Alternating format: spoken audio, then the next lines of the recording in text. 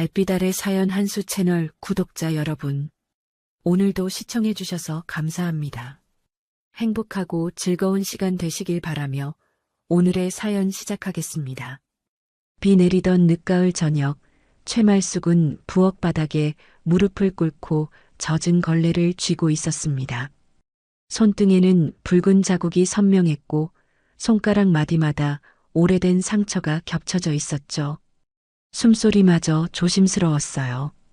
창밖으로 빗소리가 세차게 들려왔지만 그보다 더 무서운 건 옆방에서 술 냄새를 풍기며 걸어 나오는 이만섭의 발소리였습니다. 말숙은 걸레를 더 세게 움켜쥐며 바닥을 닦았어요. 얼룩 하나라도 남기면 안 됐으니까요. 타일 틈새에 먼지까지 신경 쓰며 손을 움직였지만 손은 이미 떨리고 있었습니다. 부엌 형광등이 깜빡이며 그녀의 그림자를 일그러뜨렸고 싱크대 수도꼭지에서 떨어지는 물방울 소리만이 정막을 채웠어요. 밥이 왜 이래? 개나 줘도 안 먹겠다. 이만섭은 빈 접시를 바닥에 내던졌습니다. 도자기가 깨지는 소리가 부엌 전체에 울렸죠. 파편이 사방으로 튀었고 그중 하나가 말숙의 종아리를 스쳤어요. 따끔한 통증이 왔지만 그녀는 고개를 들지 못한 채 죄송합니다라고 작게 중얼거렸습니다. 목소리는 간신히 나왔고 입술은 바들바들 떨렸죠. 그러나 사과는 그를 진정시키지 못했어요. 오히려 불을 붙였습니다. 이만섭의 얼굴은 붉게 상기되어 있었고 눈동자는 초점을 잃은 채 흔들렸어요. 소주병이 식탁 위에 3개나 나뒹굴고 있었습니다. 아들 하나 못 낳고 대체 쓸모가 뭐야? 딸 5이면 됐어? 아들 하나 없으면 집안이 끊기는 거야. 끊긴다고. 내가 왜 이런 년을 데려다 키우고 있는지 모르겠어. 그 말이 떨어지자 말숙의 눈동자가 흔들렸습니다. 젊은 날의 기억이 번개처럼 머릿속을 스쳤어요. 전 남편이 외쳤던 그 목소리가 귓가를 때렸죠. 딸만 낳는 여자는 집안 재앙이야. 28살 때였습니다. 5째 딸을 낳고 산후조리도 제대로 못한 채 집에서 쫓겨났던 그날이요. 친정도 없었고 갈 곳도 없었죠. 말숙은 그날 이후 5딸을 등에 업고 장마당과 공사판을 전전했습니다. 손에 굳은 살이 박이고 허리가 휘어질 때까지 일했어요. 막노동, 식당 설거지, 새벽 청소까지 안 해본 일이 없었습니다. 딸들이 배고프다는 말 한마디에 밤을 새워 일했죠. 겨울엔 냉동 창고에서 생선을 날랐고 여름엔 공사판에서 벽돌을 쌓았어요. 등에 업힌 막내가 올 때면 말숙은 자장가를 불러주며 걸음을 멈추지 않았습니다. 외로움 끝에 재혼했지만 이만섭의 폭력은 시간이 갈수록 심해졌어요.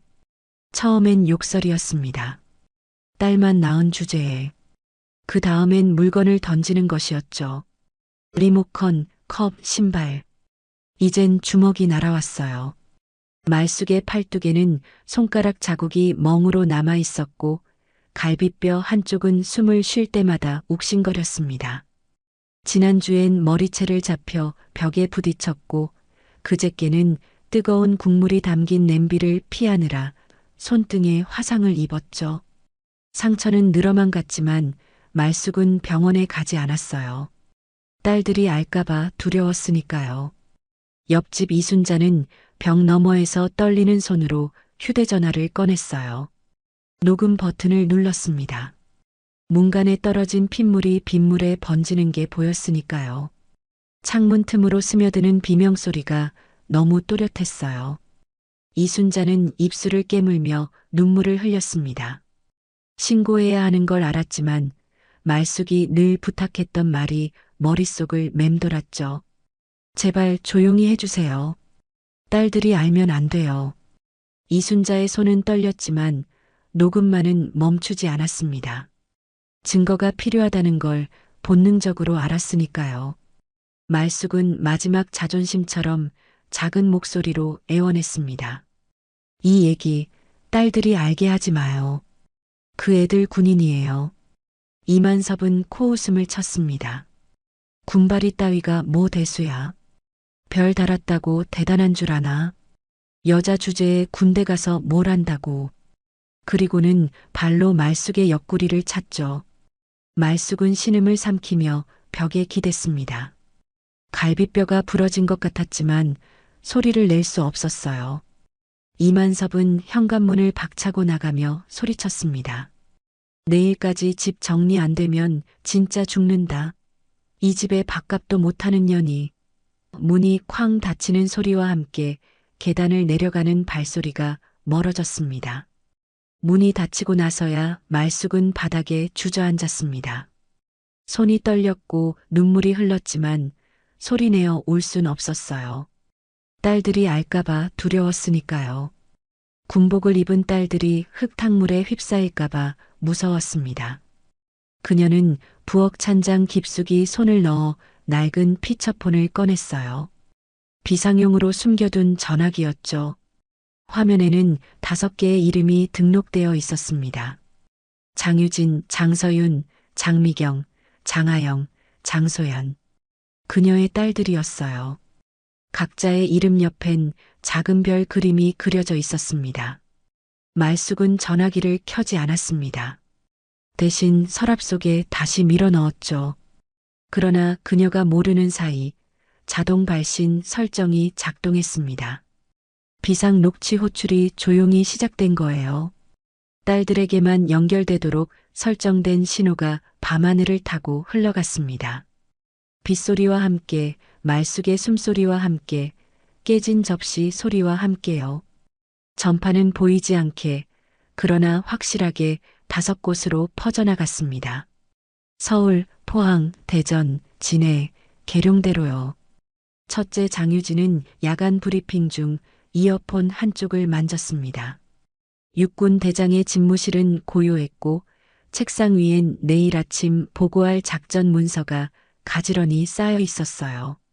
그런데 이어폰 너머로 이상한 소리가 들렸습니다. 노이즈였죠. 처음엔 무시하려 했어요. 통신 장애일 거라 생각했으니까요.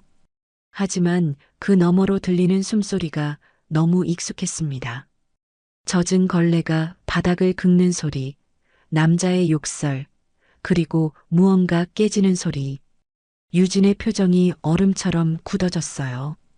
펜을 쥔 손이 멈췄고 서류 위에 잉크 자국이 번졌습니다. 엄마. 유진은 작게 중얼거리며 이어폰을 귀에 더 깊숙이 밀어 넣었습니다. 노이즈 사이로 들리는 목소리는 분명했어요. 엄마의 신음소리, 그리고 이만섭의 고함. 아들 하나 못 낳고. 유진의 심장이 빠르게 뛰기 시작했습니다. 손가락 끝이 차갑게 식었고 이마엔 식은땀이 맺혔죠. 그녀는 즉시 책상 서랍에서 암호화된 휴대전화를 꺼냈어요. 화면을 켜자 비상 알림이 떠 있었습니다. 은성 호출 활성화. 유진은 숨을 고르며 단체 채팅방을 열었습니다. 은성 호출 확인. 모두 응답하세요. 몇 초 뒤 둘째 장서윤의 메시지가 떴습니다. 해병대 지휘통제실. 수신 확인했어요. 언니, 이건 정식군 명령이 아니에요. 가정 문제죠. 절차를 밟아야 합니다. 서윤의 목소리는 냉정했지만 글자 사이로 떨림이 느껴졌어요. 그녀는 포항 해병대 사령부에서 당직 근무 중이었습니다. 모니터 앞에 앉아 전술 지도를 보고 있었지만 이젠 그것보다 중요한 게 생긴 거죠. 셋째 장미경은 공군 통신실에서 즉시 위치 추적을 시작했습니다.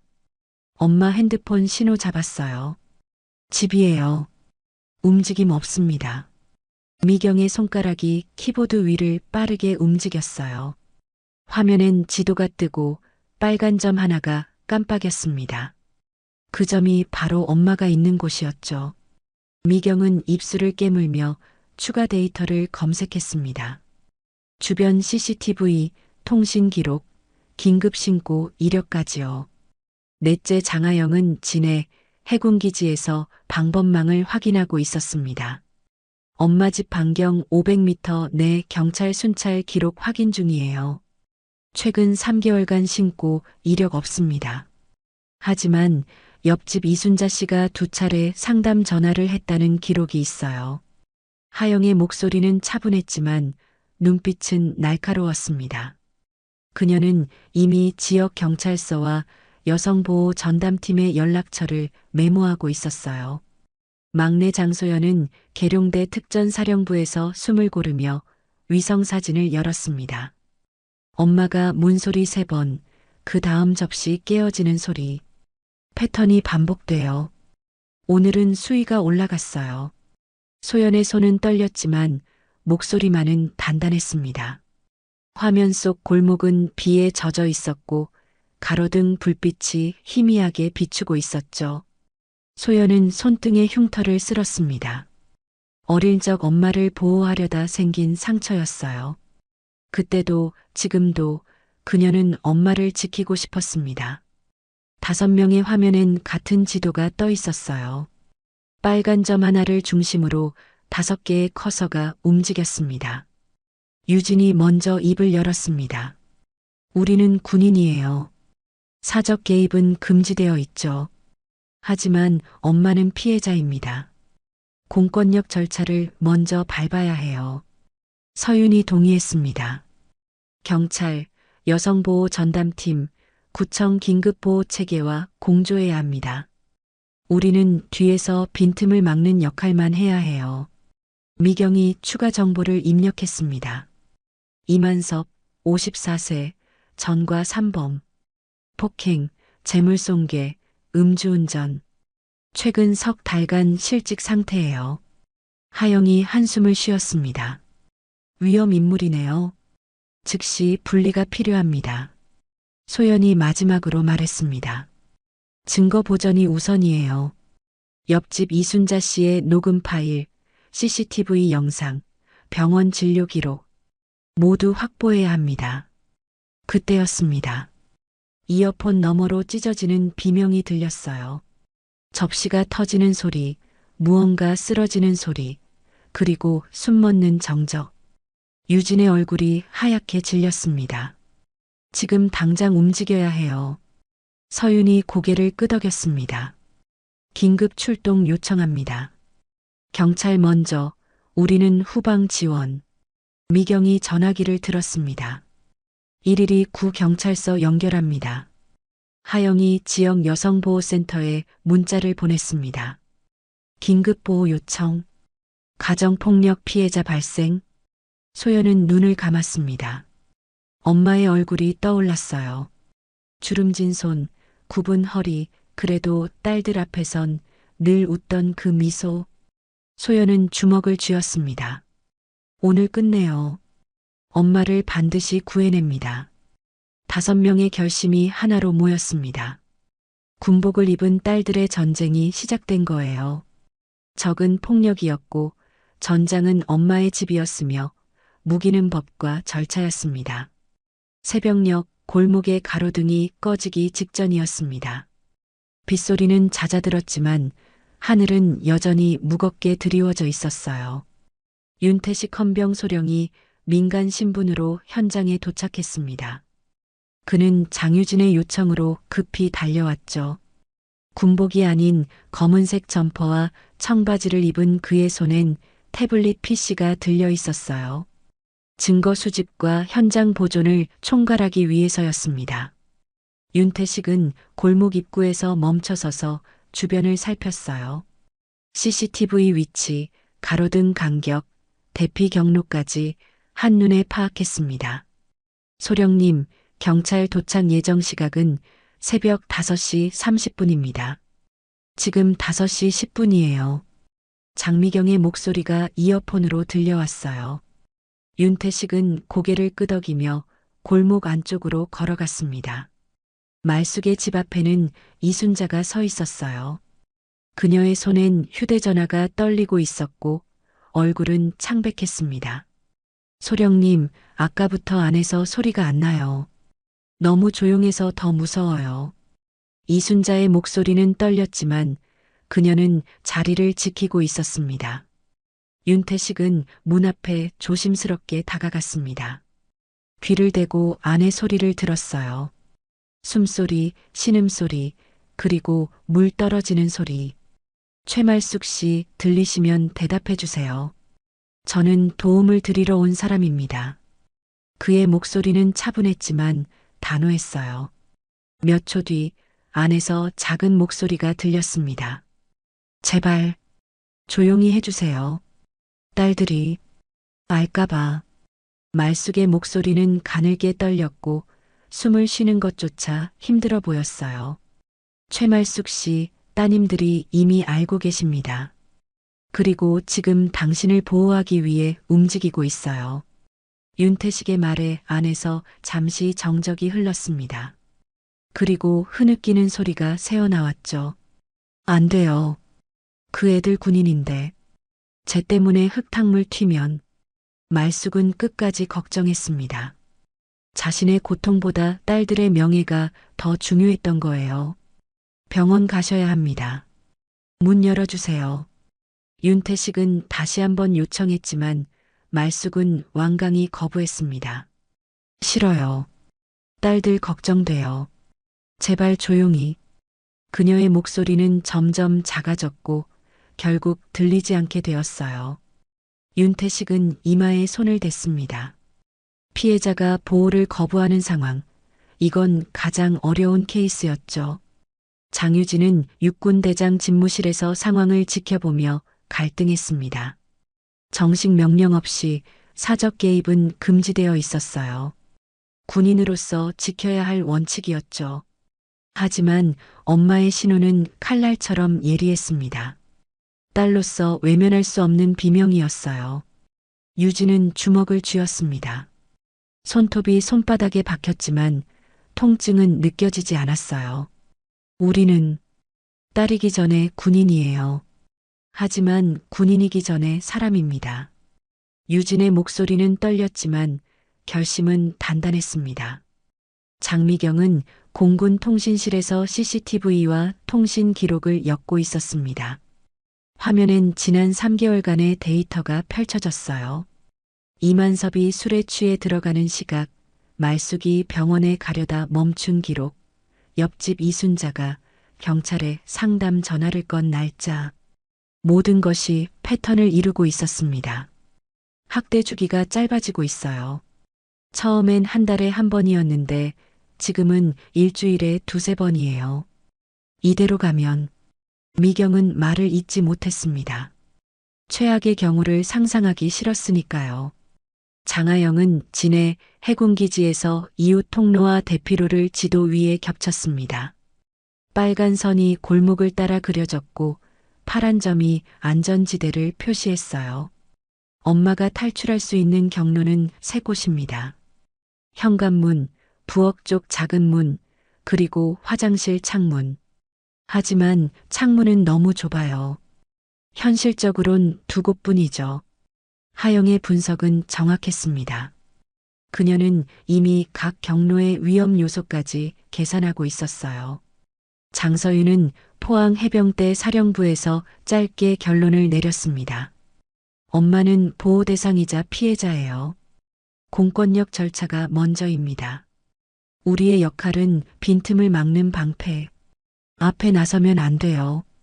서윤의 목소리는 냉정했지만 그녀의 눈은 붉게 충혈되어 있었어요. 밤새 잠을 자지 못했으니까요. 손에 쥔 커피잔은 이미 식어 있었지만 그녀는 계속 마셨습니다. 정신을 붙잡기 위해서였죠. 장소연은 계룡대 특전사령부에서 손등에 흉터를 쓸었습니다. 12살 때 생긴 상처였어요. 전 남편이 엄마를 때리던 날 소연이 막아섰다가 유리병에 찢긴 자국이었죠. 그날 이후 소연은 강해지기로 결심했습니다. 엄마를 지킬 수 있을 만큼 강해지기로요. 오늘 끝내요. 더 이상 엄마가 아파하는 걸 보고 싶지 않아요. 소연의 목소리는 낮았지만 그 안엔 불굴의 의지가 담겨 있었습니다. 5명은 각자의 자리에서 같은 생각을 했습니다. 엄마를 구해야 한다고. 법과 절차를 지키면서 동시에 엄마의 안전을 보장해야 한다고. 이건 전쟁이었어요. 보이지 않는 적과 싸우는 시간과의 싸움이었습니다. 새벽 5시 골목 어귀에 경찰차가 도착했습니다. 파란 불빛이 조용히 깜빡였지만 사이렌은 울리지 않았어요. 최대한 조용히 접근하기 위해서였죠. 경찰관 2명이 내렸고 윤태식 소령이 그들을 맞이했습니다. 가정폭력 신고 건입니다. 피해자는 집 안에 있고 가해자는 새벽 4시경 외출했다가 다시 돌아올 가능성이 높습니다. 윤태식의 설명은 간결했지만 명확했어요. 그런데 문제가 생겼습니다. 말숙이 문을 열어주지 않은 거예요. 괜찮아요. 아무 일 없어요. 그냥 가주세요. 말숙의 목소리는 떨렸지만 거부 의사는 분명했습니다. 경찰관이 난처한 표정을 지었어요. 본인이 거부하면 강제로 들어갈 수 없습니다. 명백한 위험 상황이 아니라면요. 그 말에 윤태식은 이를 악물었습니다. 법의 한계였죠. 바로 그때 집안에서 이상한 소리가 들렸습니다. 금속이 끌리는 소리, 그리고 쉬익하는 기체 누추름. 가스 냄새가 골목으로 스멀스멀 번졌어요. 이순자가 코를 막으며 소리쳤습니다. 가스예요. 가스 새는 것 같아요. 윤태식은 즉시 상황을 보고했습니다. 긴급 상황 발생. 가스 누출 추정. 즉시 개입 필요합니다. 장미경이 통신으로 확인했습니다. 가스 공급 기록 확인. 집안에 도시가스 배관 있어요. 밸브 조작 가능성 높습니다. 장하영이 급히 말했습니다. 언니, 지연되면 안 돼요. 폭발 위험이 있어요. 장서윤은 임시 접근 차단을 요청했고 윤태식은 검찰과 경찰 라인을 밀어붙였습니다. 긴급 구조 명목으로 진입 가능합니다. 즉시 문 개방하세요. 경찰관이 문을 두드렸지만 대답이 없었어요. 가스 냄새는 점점 짙어졌고 시간은 촉박했습니다. 문 부수겠습니다. 경찰관이 선언했고 어깨로 문을 들이받았어요. 1번, 2번, 3번. 낡은 문이 삐걱거리며 반쯤 열렸습니다. 바로 그 순간 안에서 불길한 기척이 느껴졌어요. 이만섭이 돌아온 거였습니다. 그는 현관 안쪽에 서서 손에 라이터를 들고 있었어요. 눈빛은 흐릿한 광기로 가득했고 입가엔 비틀린 웃음이 걸려 있었습니다. 누구야? 감히 남의 집에. 그의 목소리는 술에 젖어 어눌했지만 위협은 생생했어요. 라이터 내려놓으세요. 가스가 새고 있습니다. 경찰관이 손을 들며 말했지만 이만섭은 오히려 라이터를 높이 들었어요. 딸들, 어디 한번 와봐. 군바리 주제에 감히 나한테 대들어? 그는 미친 듯이 웃었습니다. 말숙은 부엌 구석에 웅크리고 있었고 얼굴은 눈물과 피로 범벅이었어요. 윤태식은 재빨리 판단했습니다. 스프링클러 작동시켜요. 지금 당장. 장미경이 즉시 건물 관리 시스템에 접속했습니다. 건물이 너무 낡아서 자동 시스템이 없어요. 수동으로 밸브를 열어야 해요. 장하영이 소리쳤습니다. 옥상 물탱크 밸브를 열면 배관으로 물이 흘러요. 이순자가 즉시 움직였습니다. 그녀는 건물 계단을 뛰어 올라갔어요. 숨이 가빴지만 멈추지 않았습니다. 옥상 문을 열고 녹슨 밸브를 돌렸죠. 끼익. 오랫동안 사용하지 않은 밸브는 쉽게 돌아가지 않았어요. 이순자는 온 힘을 다해 밸브를 잡았습니다. 손에서 피가 났지만 그녀는 멈추지 않았어요. 돌아가라. 제발. 마침내 밸브가 돌아갔고 물이 배관을 타고 흘러내렸습니다. 집안에서 천장의 배관이 터지며 물이 쏟아졌어요. 이만섭은 놀라서 뒤로 물러섰고 라이터를 떨어뜨렸습니다. 휙 불꽃이 일어났지만 쏟아지는 물에 금방 꺼졌어요. 치익하는 소리와 함께 연기가 피어올랐습니다. 하지만 폭발은 일어나지 않았어요. 경찰관들이 즉시 진입했습니다. 이만섭을 제압하고 수갑을 채웠죠.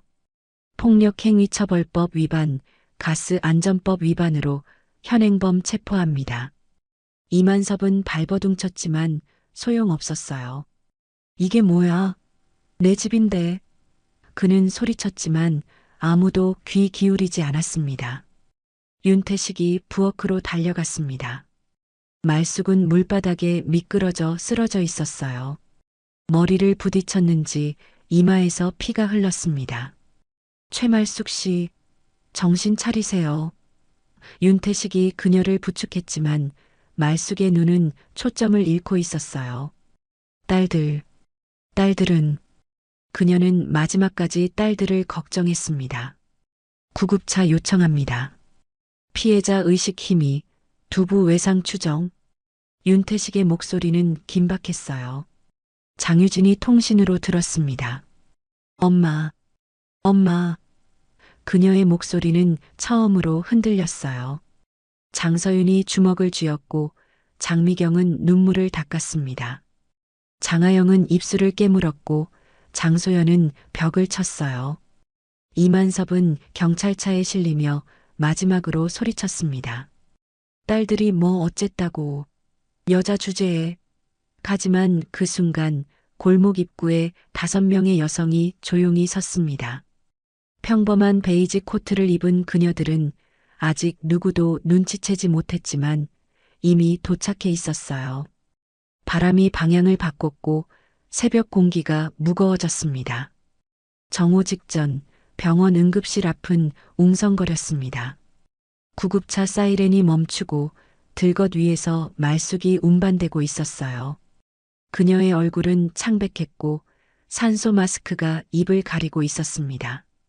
의료진이 분주하게 움직였고 링거줄이 그녀의 팔에 연결되었죠. 말숙은 희미한 의식 속에서도 같은 말을 반복했어요. 딸들, 오지 말라고. 제발. 그녀의 손이 공중에서 떨렸고 눈가엔 마른 눈물 자국이 남아 있었습니다. 간호사가 그녀의 손을 잡으며 말했어요. 괜찮아요. 안전해요. 이제 아무도 못 다치게 해요. 하지만 말숙은 고개를 저었습니다. 딸들이 군복에 흙탕물이 튈까봐 그게 가장 두려웠으니까요. 응급실 문이 닫히고 의료진이 그녀를 안으로 데려갔어요. 복도엔 윤태식과 이순자만 남았습니다. 바로 그때 병원 입구 쪽에서 5명의 여성이 걸어왔습니다. 평범한 베이지색 코트를 입은 그녀들은 조용했지만 발걸음마다 무게가 실려 있었어요. 아무도 눈치채지 못했지만 복도의 공기가 달라졌습니다. 장유진이 맨 앞에 섰고 뒤로 장서윤, 장미경, 장하영, 장소연이 나란히 따랐죠. 그녀들의 표정은 차분했지만 눈빛만은 얼음처럼 차가웠어요. 윤태식이 그들을 보고 고개를 숙였습니다. 대장님, 최말숙 씨는 응급 처치 중입니다. 두부 외상과 갈비뼈 골절 추정, 다발성 타박상이 확인됐어요. 유진은 아무 말 없이 고개를 끄덕였습니다. 입술을 꽉 깨물고 있었지만 목소리는 나오지 않았어요. 서윤이 한 발 앞으로 나서며 물었습니다. 가해자는요? 윤태식이 답했습니다. 112 구경찰서에 구금 중입니다. 현행범 체포, 폭력행위처벌법 위반과 가스안전법 위반으로 조사 중이에요. 장미경이 태블릿을 꺼내 화면을 확인했습니다. 이만섭의 통화 기록 확인했어요. 새벽 4시에 지인에게 전화했고 여자 하나 다루는 게 뭐가 어렵냐는 내용이 녹음돼 있습니다. 장하영이 추가했습니다. 주변 CCTV 영상도 확보했어요. 그가 술에 취해 집에 들어가는 장면, 가스밸브를 조작하는 장면까지 모두 담겨 있어요. 장소연이 조용히 말했습니다. 증거는 충분해요. 이제 법정으로 가면 됩니다. 그때 응급실 문이 열리고 의사가 나왔습니다. 보호자분 계신가요? 유진이 한 발 앞으로 나섰습니다. 저희가 딸들입니다. 의사는 차트를 보며 설명했어요. 두부 외상은 경미하지만 갈비뼈 세대가 금이 같고 전신의 타박상이 심합니다. 오래된 상처도 많아요. 최소 석 달 이상 지속적으로 폭행을 당한 것으로 보입니다. 의사의 말에 5자매의 주먹이 동시에 쥐어졌어요. 엄마를 만날 수 있을까요? 소연이 물었습니다. 의사가 고개를 끄덕였어요. 의식은 돌아왔습니다. 하지만 심리적 충격이 크니 조심스럽게 대해주세요. 5자매는 응급실 안으로 들어갔습니다. 커튼 뒤로 말숙이 누워 있었어요. 링거줄이 팔에 연결되어 있었고 붕대가 이마를 감싸고 있었습니다. 말숙은 딸들을 보자 눈을 크게 떴어요. 너희들, 왜 왔어? 그녀의 목소리는 떨렸고 눈에서 눈물이 흘러내렸습니다. 군복에 흙탕물 튈까봐. 그게 무서웠는데. 유진이 엄마의 손을 잡았습니다. 엄마, 우리는 괜찮아요. 엄마가 더 중요해요. 서윤이 반대편에서 손을 잡았고 미경과 하영, 소연도 침대 주위를 둘러쌌어요. 말숙은 고개를 저었습니다. 미안해. 엄마가 약해서, 딸만 낳아서. 그녀의 목소리는 흐느낌으로 끊어졌어요. 소연이 눈물을 닦으며 말했습니다. 엄마, 딸이라서 미안한 게 아니에요. 우리는 엄마의 딸이라서 자랑스러워요. 미경이 덧붙였습니다. 엄마가 우리를 지켰잖아요. 이제는 우리가 엄마를 지킬 차례예요. 바로 그 순간 복도에서 소란이 일었습니다. 이만섭이 도주를 시도한 거예요. 경찰서에서 화장실을 가겠다며 수갑을 풀었고 경찰관을 밀치고 뛰쳐나간 겁니다. 그는 공장 쪽 창고로 도망쳤고 경찰이 추격에 나섰죠. 윤태식이 즉시 보고했습니다. 피의자 추적 완료. 공장 창고로 이동 중입니다. 장유진이 침대에서 일어섰습니다. 엄마, 잠깐만요. 금방 돌아올게요. 5자매는 응급실을 나섰고 복도를 걸었어요. 그들의 발걸음은 느렸지만 무게는 무거웠습니다. 병원 밖으로 나서자 바람이 코트를 휘날렸어요. 창고에 도착한 이만섭은 핸드폰을 바닥에 던지며 소리쳤습니다. 군발이 딸내미들이 뭐 대단하다고, 별 달았다고 우쭐대나? 그의 목소리는 마이크에 잡혔고 이순자가 중계 버튼을 눌렀어요. 골목의 스피커로 그 음성이 흘러나왔습니다. 동네 사람들이 모여들었고 웅성거림이 커졌죠. 저 집 딸들이 장군이라더니 군인이래. 별도 달았대. 그런 딸 둔 엄마를 때렸다고? 속삭임이 파도처럼 번졌어요. 대중의 시선이 뒤집혔습니다. 이만섭의 폭력은 더 이상 개인의 문제가 아니었어요. 군인 가족을 향한 폭력, 그건 사회가 용납할 수 없는 범죄였습니다. 창고 주변에 경찰 저지선이 설치되었습니다. 노란 테이프가 바람에 펄럭였고 경찰차 6대가 포위망을 형성했어요. 구조대가 가스 탐지기를 들고 주변을 확인했습니다. 창고는 오래된 철제 건물이었고 깨진 유리창 사이로 어둠이 새어나왔죠. 이만섭은 안에서 물건을 집어던지며 소리쳤어요. 나와. 딸이라는 것들 나와보라고. 그의 목소리는 술기운과 공포가 뒤섞여 떨리고 있었습니다. 경찰 협상 전문가가 확성기를 들었어요. 이만섭 씨, 진정하시고 나오세요. 대화로 해결합시다. 하지만 안에서 돌아온 건 욕설뿐이었습니다. 대화? 웃기고 있네. 내가 뭘 잘못했어. 내 마누라 훈육하는데 남들이 왜 참견이야. 창고 안에서 또 무언가 깨지는 소리가 났어요. 장서윤은 한 발 앞서 대피 동선을 열고 있었습니다. 그녀는 지도를 펼쳐 경찰에게 전달했어요. 창고 뒤편에 작은 문이 있습니다. 만약 그가 도주를 시도하면 이쪽으로 나올 가능성이 높아요. 인력 배치가 필요합니다. 경찰팀장이 고개를 끄덕이며 무전기를 들었죠. 3팀 후방 진입로 차단하세요. 장하영은 인근 하천 쪽 도주로 봉쇄를 조용히 지원하고 있었습니다. 그녀는 지역 소방서와 연락해 하천 다리에 인력을 배치했어요. 만약 그가 물로 도주하려 하면 즉시 구조대가 투입됩니다. 익사 위험을 막아야 해요. 하영의 목소리는 차분했지만 눈빛만은 불타고 있었습니다. 장미경은 드론을 띄워 창고 내부를 스캔했어요. 열화상 카메라가 이만섭의 위치를 정확히 포착했습니다. 창고 중앙 철제 기둥 뒤편에 있어요.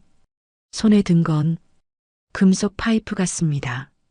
무기로 사용할 가능성 있어요. 미경의 분석은 실시간으로 경찰에게 전달되었고 진압팀이 방패를 준비했습니다. 장유진은 경찰 지휘관과 나란히 섰습니다. 그녀는 민간인 신분이었지만 현장의 모든 사람이 그녀의 존재를 느끼고 있었어요. 경찰이 선두입니다. 우리는 후방 지원만 합니다. 유진의 말은 명확했지만 그녀의 주먹은 떨리고 있었어요. 엄마를 때린 남자가 저 안에 있다는 사실이 참을 수 없을 만큼 분노를 일으켰으니까요. 막내 장소연이 한 발 앞으로 나섰습니다. 그녀는 코트를 벗고 경찰에게 건넸어요. 제가 들어갈게요. 엄마가 제 이름을 부르면 그때 문을 열어주세요. 유진이 손을 잡으며 말했습니다. 소연아, 위험해. 하지만 소연은 고개를 저었어요. 언니, 전 특전사예요. 이런 상황 훈련받았어요. 그리고 이건 제가 해야 할 일이에요. 경찰 지휘관이 난색을 표했습니다. 민간인 진입은 원칙적으로 불가능합니다. 소연이 신분증을 꺼냈어요. 특전사 중장 장소연입니다. 군 신분으로 협조 요청합니다. 지휘관은 잠시 망설였지만 결국 고개를 끄덕였어요. 방탄복 착용하시고 무전기 지참하세요. 위험하면 즉시 철수합니다. 소연은 방탄복을 입고 창고 문 앞에 섰습니다. 그녀는 깊게 숨을 들이마셨어요. 손등의 흉터가 다시 한번 쑤셨습니다. 12살 때 엄마를 지키려다 생긴 그 상처가요. 소연은 눈을 감고 문을 두드렸습니다. 톡, 톡, 톡. 3번의 노크 소리가 고요 속에 울렸어요. 누구야? 이만섭의 목소리가 안에서 터져 나왔습니다. 소연이 차분하게 답했어요. 당신이 줄곧 욕하던 그 군인, 그 딸이에요. 문틈으로 이만섭의 눈이 보였습니다. 충혈된 눈, 떨리는 동공. 뭐, 딸, 어느 딸? 소연이 한 걸음 더 다가갔습니다. 막내, 장소연이요. 문이 조금 열렸고 이만섭이 얼굴을 내밀었어요. 그는 파이프를 손에 쥐고 있었고 숨은 거칠게 몰아쉬고 있었습니다.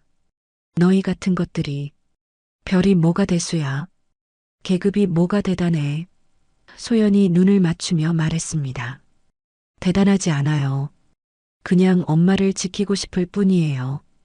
그 순간 창고 뒤편에서 인기척이 났습니다. 장유진이 조용히 후방으로 진입한 거예요. 이만섭은 뒤를 돌아봤고 그 틈에 소연이 문을 밀고 들어갔습니다. 파이프가 공중에서 휘둘렸지만 소연은 재빨리 피했어요. 그녀의 움직임은 훈련된 군인의 그것이었습니다. 당신은 엄마를 때렸어요. 딸만 낳았다고 쓸모없다고 말했죠. 소연의 목소리는 차가웠습니다. 이만섭이 비틀거리며 소리쳤어요. 그게 뭐가 잘못됐어. 아들이 있어야 대를 잇는 거야. 소연가 고개를 저었습니다. 아니요. 딸도 충분해요. 우리가 증명했으니까요. 바로 그때 창고 문이 활짝 열렸습니다. 장유진이 한 발 들어서며 차분하게 말했어요. 육군 대장 장유진. 별넷. 이만섭의 얼굴이 창백해졌습니다. 뒤이어 장서윤이 들어왔습니다. 해병대 소장 장서윤. 별둘. 장미경이 뒤따랐어요. 공군 소장 장미경. 별둘. 장하영이 마지막으로 들어섰습니다. 해군 소장 장하영. 별둘. 5명이 이만섭을 둘러쌌습니다. 그들은 군복을 입지 않았지만 그 존재감만으로도 압도적이었어요. 소연이 마지막으로 신분을 밝혔습니다. 특전사 중장 장소연. 별셋. 이만섭의 손에서 파이프가 떨어졌습니다. 철컥하는 소리가 바닥에 울렸어요. 정적이 흘렀습니다. 이만섭의 라이터를 쥔 손이 떨렸고 불꽃이 흔들리다 꺼졌어요. 무릎이 풀리며 그는 바닥에 주저앉았습니다. 쑥. 너 대체. 그의 목소리는 간신히 새어나왔어요. 창고 문이 완전히 열리고 경찰이 진입했습니다. 수갑이 다시 채워졌고 이만섭은 끌려나갔죠. 말숙의 손이 문 밖에서 떨리고 있었고 5딸이 그 손을 하나씩 꼭 잡았습니다. 며칠 뒤 임시조치 연장 신문과 형사 구속영장 실질심사가 열렸습니다. 법정은 엄숙했고 방청석에는 사람들이 가득 들어차 있었어요. 기자들이 카메라를 들고 있었고 동네 주민들도 몇몇 와 있었습니다. 이순자는 맨 앞줄에 앉아 손을 꼭 쥐고 있었어요. 재판장 뒤편의 태극기가 형광등 불빛에 조용히 빛나고 있었습니다. 이만섭은 수갑을 찬 채 피고인석에 앉아 있었어요. 그의 얼굴은 수척했고 눈가엔 다크서클이 짙게 내려앉아 있었습니다. 며칠간의 구금 생활이 그를 초라하게 만들었죠. 변호인이 옆에 앉았지만 이만섭은 고개를 숙인 채 아무 말도 하지 않았어요. 판사가 법정을 정리했습니다. 지금부터 피고인 이만섭에 대한 구속영장 실질심사를 시작하겠습니다. 먼저 피해자 진술을 듣도록 하죠. 법정 문이 열리고 최말숙이 천천히 들어왔습니다. 그녀는 목발을 짚고 있었고 이마의 붕대는 아직 그대로였어요. 갈비뼈 골절 때문에 걸음걸이가 불편했지만 그녀는 멈추지 않았습니다. 증인석에 앉은 말숙은 떨리는 손으로 물잔을 잡았어요. 물을 한 모금 마시고 천천히 고개를 들었습니다. 방청석에는 5딸이 나란히 앉아 있었어요. 장유진, 장서윤, 장미경, 장하영, 장소연. 딸들의 눈빛이 엄마에게 힘을 전했습니다. 검사가 질문을 시작했습니다. 피해자께서는 언제부터 폭행을 당하셨습니까? 말숙은 잠시 망설였어요.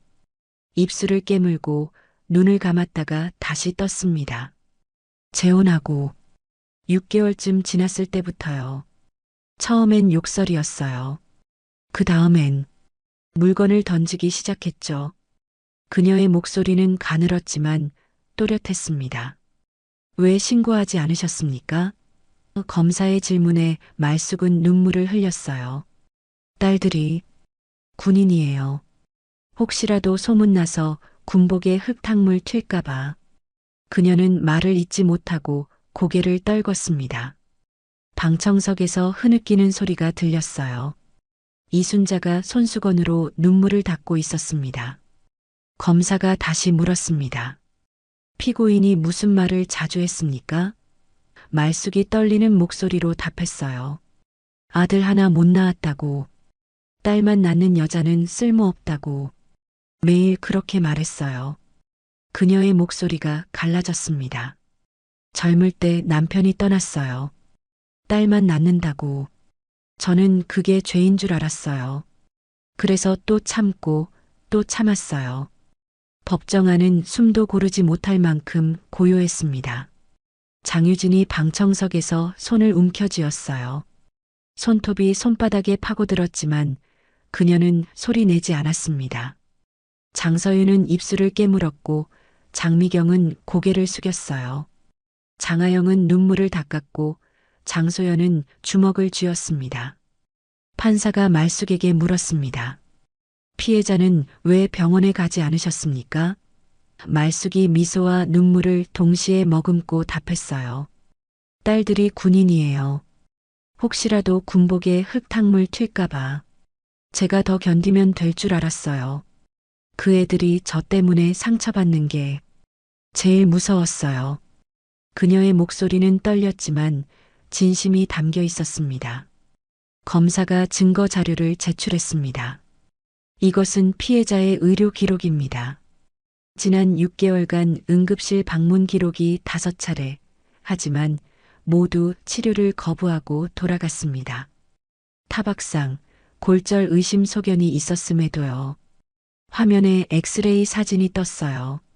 갈비뼈에 금이 간 흔적, 팔뚝에 오래된 골절 자국, 방청석에서 탄식이 새어나왔습니다. 이것은 옆집 이웃이 녹음한 파일입니다. 검사가 재생 버튼을 눌렀어요.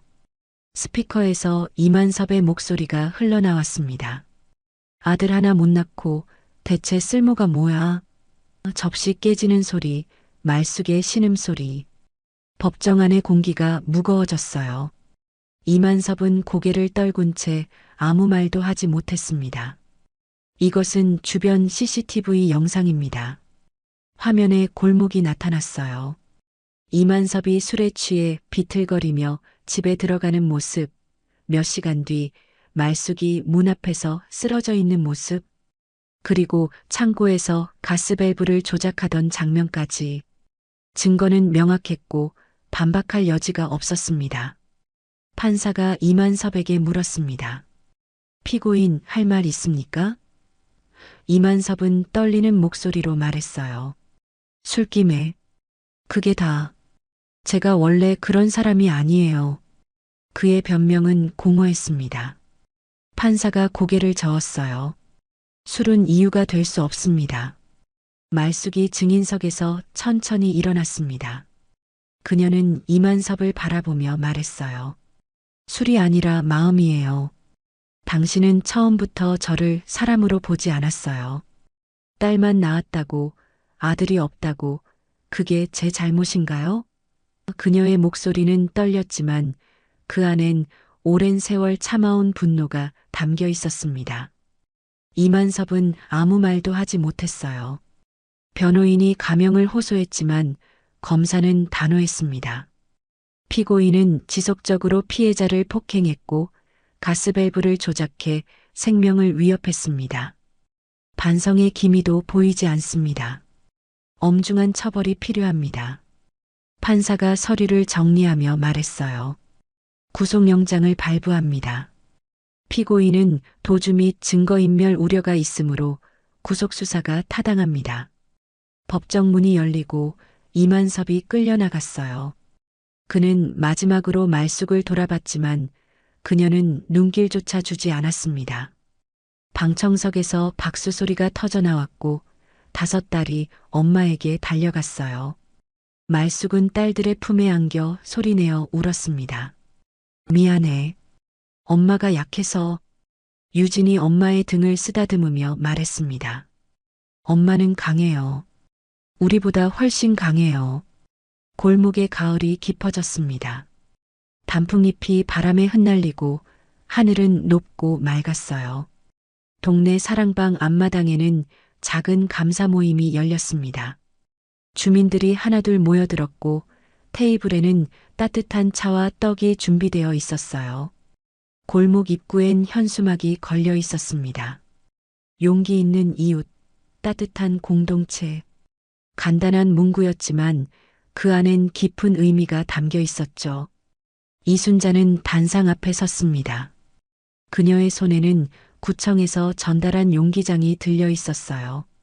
저는 그냥 이웃이었어요. 옆집에서 들리는 소리가 너무 무서웠고 외면하고 싶었습니다. 하지만 외면하면 안 된다는 걸 알았어요. 이순자의 목소리는 떨렸지만 진심이 담겨 있었습니다. 사람들이 박수를 보냈고 그녀는 고개를 숙여 인사했어요. 주민 대표가 마이크를 잡았습니다. 오늘 이 자리는 최말숙 씨와 따님들을 위한 자리이기도 합니다. 용기 내어 진실을 말씀해 주신 것에 감사드립니다.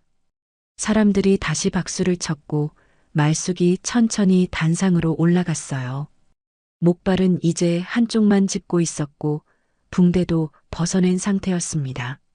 상처는 아물고 있었지만 마음의 상처는 아직 남아 있었죠. 5딸은 맨 앞줄에 나란히 앉아 있었습니다. 그들은 정복을 갖춰 입고 있었어요. 장유진의 어깨에는 별 4개가 빛났고 장서윤, 장미경, 장하영의 어깨에는 각각 별 2개가 달려 있었습니다. 장소연의 어깨에는 별 3개가 반짝였어요. 총 13개의 별이 가을 햇살 아래 조용히 빛나고 있었습니다. 말숙은 마이크를 잡고 천천히 말을 시작했어요. 젊었을 때 버림받았어요. 딸만 낳았다고. 전 남편은 저를 집에서 쫓아냈고 친정도 없었죠. 5딸을 데리고 갈 곳이 없었습니다. 그녀의 목소리는 가늘었지만 단단했어요. 장마당에서 짐을 날랐고 공사판에서 벽돌을 쌓았어요. 새벽 청소도 하고 식당 설거지도 했습니다. 손에 굳은 살이 박이고 허리가 휠 때까지 일했죠. 사람들은 숨죽이며 들었습니다. 말숙이 이어갔어요. 딸들이 배고프다고 하면 제 밥을 덜어줬어요. 딸들이 춥다고 하면 제 옷을 벗어줬습니다. 딸만 낳아서 미안했거든요. 제가 아들을 낳지 못한 게 죄인 것 같았으니까요. 그녀의 눈에서 눈물이 흘렀지만 목소리는 흔들리지 않았어요. 그런데 세월이 지나보니 말숙은 딸들을 바라봤습니다. 제 등에 올라탄 건 짐이 아니라 별이었네요. 5이나, 13이나. 그녀의 목소리가 따뜻해졌습니다. 첫째는 육군 대장이 됐어요. 둘째는 해병대 소장, 셋째는 공군 소장, 넷째는 해군 소장이 됐죠. 막내는 특전사 중장이 됐습니다. 사람들 사이에서 감탄의 소리가 터져 나왔어요. 말숙이 미소를 지었습니다. 딸만 낳아서 미안하다고 생각했는데 딸들이 저를 지켜줬어요. 제가 약할 때, 제가 무너질 때 딸들이 일어서 줬습니다. 그녀는 단상에서 내려와 딸들에게 다가갔어요. 장유진이 일어나 엄마를 부축했고 다른 딸들도 일어섰습니다. 장소연이 눈시울을 훔쳤습니다. 손등의 흉터가 햇빛에 드러났고 그녀는 그 자국을 쓰다듬었어요. 엄마, 우리는 엄마 덕분에 여기까지 왔어요. 엄마가 우리를 지켰잖아요. 장서윤이 고개를 끄덕였습니다. 엄마는 우리의 첫 번째 영웅이에요. 가장 강한 사람이죠. 장미경이 말을 이었습니다. 엄마가 우리를 포기하지 않았기에 우리가 여기 있어요. 엄마가 밤새 일하며 우리를 먹이고 입혔기에 우리가 군복을 입을 수 있었어요. 장하영이 덧붙였습니다. 엄마 딸이라서 미안할 필요 없어요. 우리는 엄마의 딸이라서 자랑스러워요. 마지막으로 장유진이 선언했습니다. 오늘 이후 우리 집의 원칙은 하나예요. 누구도 엄마에게 손대지 못한다. 누구도. 그녀의 목소리는 차갑고 단호했습니다. 엄마를 해치려는 자가 있다면 우리 5이 막아설 겁니다. 별 13 쓸 건 맹세로요. 사람들이 박수를 쳤습니다. 박수 소리가 골목을 가득 채웠고 가을 하늘로 울려 퍼졌어요. 말숙은 딸들의 손을 하나씩 꼭 잡았습니다. 유진의 손, 서윤의 손, 미경의 손, 하영의 손, 소연의 손. 5쌍의 손이 하나로 모였어요. 딸만 낳아도 세상은 충분히 빛난다. 말숙이 조용히 말했습니다. 그 말이 바람을 타고 퍼져나갔어요. 골목 위로 가을 햇살이 내려앉았고 5개의 정복 어깨에 달린 별 13이 잔잔히 반짝였습니다. 별빛은 말숙의 눈물 위에 고요히 내려앉았고 그 빛은 골목 전체를 따뜻하게 감쌌어요. 이순자가 다가와 말숙의 손을 잡았습니다. 말숙 씨, 이제 괜찮아요. 우리가 모두 지켜볼게요. 주민들도 하나둘 다가왔어요. 힘내세요. 우리가 있어요. 따뜻한 말들이 이어졌습니다. 말숙은 고개를 끄덕이며 미소 지었어요. 처음으로 진심으로 편안한 미소였습니다. 하늘에서 단풍잎이 떨어졌습니다. 주황빛 잎사귀가 천천히 내려와 말숙의 어깨에 앉았어요. 그녀는 그 잎을 손으로 받아 바라봤습니다. 낙엽은 끝이 아니라 새로운 시작이라는 걸 그녀는 이제 알고 있었어요. 딸들이 엄마를 둘러쌌고 5쌍의 손이 엄마의 등을 감쌌습니다. 카메라가 멀어지듯 골목 전체가 따뜻한 빛으로 물들었습니다. 별 13이 햇빛에 반짝이고 그 빛이 말숙의 얼굴을 비췄어요. 그녀의 눈가엔 주름이 깊게 패여 있었지만 그 안엔 희망이 담겨 있었습니다. 딸들의 손이 엄마를 단단히 붙잡고 있었고 엄마의 손도 딸들을 놓지 않았어요. 그렇게 별 13의 약속은 골목에 새겨졌습니다. 영원히 지켜질 약속으로요.